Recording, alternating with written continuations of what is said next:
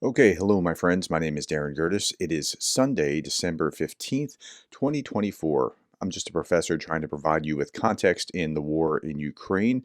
And so we're going to look first at the casualties, 1,280. It's not too high, it's not too low. It's not the 10 and change that we saw yesterday, but the temperature just seems to be coming down a little bit on the battlefield. It could be weather related or it could be something else. I just don't know. 12 tanks off the battlefield, 32 armored fighting vehicles, 26 artillery systems, 181 vehicles and fuel tanks. I don't think I've ever seen it that high, 181 listed. And I don't have Andrew Perpetua's list of the vehicles and those kind of things that are on both sides. It's not out yet today, so I can't show you that, but that's extremely high. Okay, the Ukrainian Air Force reports on Shahed drone attack by Russia overnight. Out of 108 Shahed drones launched, 56 were shot down by regular air defense, another 49 suppressed by electronic warfare, 3 more returned to Russia. When I see something like this, I think, okay, this is good. It's normal, not normal, like, and it's a good thing, but it's they're not saving up for a major blitz. And drones are pretty ineffective. Like, look at this. I mean, 3 more, essentially nothing hit. A couple things hit, like some debris hit, but it really was not that big of a deal last night compared to some other evenings. Okay, Russian air attacks injure 3 civilians in Mykolaiv and Kharkiv. Ukraine's Air Force said none of the 108 drones reached their target, but debris injured 2 people in Mykolaiv and a separate in Kharkiv. Okay, this week alone, Russia has used nearly 630 glide bombs, nearly 550 attack drones, and over 100 missiles of various types against Ukraine. So I saw a chart and I can't find it now, and it's killing me that I can't find it. But once we finally said, okay, you can use these long-range weapons, and even though they were used in a very small radius, they weren't used other than in some pretty limited, they were on a leash, let's put it like that. It still backed up the number of glide bombs compared to what was going on before, and that's significant. Yesterday, I talked about a strike on a railway and the locomotives that were hit. Well, it's far more significant than what we thought. Ukrainian strategic operation destroyed $4 million worth of Russian fuel and a key railway line yesterday. On December 14th, a multi-stage operation was carried out by the security services of Ukraine, Defense Intelligence, and Special Operations Forces in the military, resulting in the destruction of a locomotive and 40 fuel tank cars. I thought it was the locomotives. I mean, I didn't realize that all the damage that came behind, valued at $4 million. Diversion by the 13th Main Directorate of SBU's counterintelligence blew up the railway tracks while a Russian train carrying fuel tanks was moving near the village of Oleksivka on the Bilmuk district. After the train stopped and part of the tanks caught on fire, the Tariva Operational Grouping Forces used HIMARS rocket systems to target the locomotive and end cars. The operation not only destroyed the locomotive and 40 tank cars, but also severely disrupted critical railway line connecting Crimea with Russian forces, halting their fuel supply for a long time. The strike on this vital infrastructure significantly impaired Russian logistical capabilities in the region. That's great. So you're getting not just a twofer, maybe a threefer out of that. So you got a lot of bang for the buck on that, both targeting the oil, targeting the value of that, which is monetary, the railway line, and logistics. So that's good. Okay, Russian oil tanker. Now, this was really interesting. A Russian oil tanker was in distress near the Kerch Strait. The ship is carrying 4,000 tons of a low-grade fuel oil. 13 crew members were also repeatedly on board. The tanker was allegedly broken in half by waves. This wasn't even like a drone attack or anything. It's just waves and sinking rapidly. This is the second Volganift ship to be wrecked by waves in recent memory. This is allegedly due to poor workmanship when the ship was upgraded. The rescue operation is ongoing, but it's worse than what you see here with the one ship. It looks like, so here's one ship in a distance, and another one has been wrecked as well.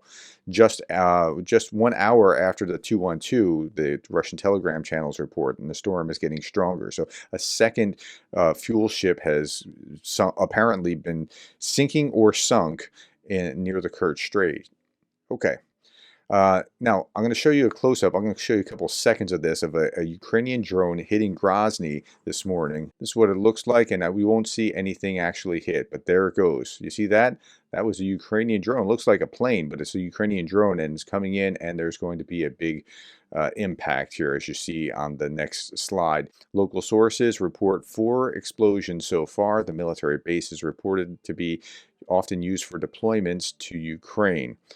Now, Kadyrov was upset last time, and he threatened to send 82 or 84,000 Chechens at the word of Putin. Of course, nothing was going to actually happen with that, but he was just posturing. Okay, this is the British intelligence update. Russia has made further gains to the south of Pokrovsk, a key logistical hub in Donetsk Oblast. And I'm going to show you how this works out in just a moment. Russian forces are currently approximately 3 kilometers from the southern outskirts of Pokrovsk, having reportedly taken the village of Shevchenko. Shevchenko itself lies at an intersection of 2 routes leading into Pokrovsk. Russia will likely continue to make gains toward Pokrovsk while continuing to advance westward to the south of the town. Now, before I show you what's going on in Pokrovsk, let's go over the entire battlefield. In the Kharkiv direction, there was 1 unsuccessful attack. Kherson direction, 2 unsuccessful assaults. And again, these are Russian assaults on Ukrainian positions. In the Kupiansk direction, 3 unsuccessful attacks. On the Bakhmut front, there was an attack near Chasiv Yar and 10 attacks on Toretsk. Lyman direction, invaders attacked 15 times. Ramika direction, 25 attacks. Pokrovsk direction, 41 assaults. Well, you'd expect that to be pretty hot, right? But Kharkiv had 42 assaults, and Seversk had an astonishing 55 assaults. So it's unusual for Seversk to be that hot. Now let's look at Pokrovsk. You see Pokrovsk in the upper left-hand corner of the screen if you're watching this on YouTube. If you're listening to this as an audio podcast, I'm sorry, I'll try to describe it. But you see month over month that, so this is today, this is where they are, 3 kilometers out. And about 6 months ago, they were 10 kilometers out, so they keep making ground. This is 1 month back. Again, Pokrovsk is up here in the upper left-hand corner. This is 2 months ago. This is 3 months ago. And then 6 months ago, you can see a significant difference. They've been taking some ground over time. There's no doubt about it. And 1 year ago. And let's go forward 6 months, 3 months, 2 months, 1 month. There we go. That's where we are today. So yeah, they've been making some ground. There's no doubt about it. How long Pokrovsk can hold out is, I don't know how to answer that.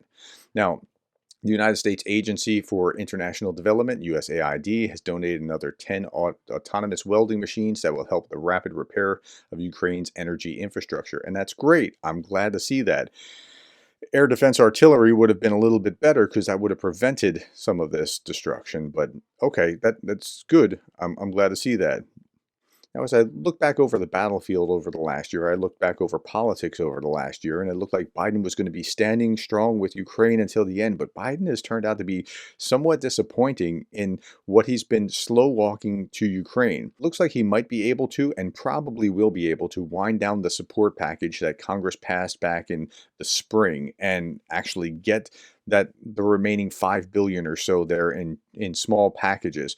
But he hasn't allowed them to use the long-range weapons in a really meaningful way. He's allowed them to use it to a limited degree, but I know that many of you were thinking after the election all the gloves are going to come off, but it didn't turn out like that. And during the election, Kamala Harris's rhetoric was more supportive for Ukraine, but it looks like Donald Trump might actually do something useful for Ukraine. It's too hard to tell. I can't really predict what's going to happen at this point. Trump showed up to Notre Dame wearing that yellow and blue ensemble. Maybe that means something. I just can't tell.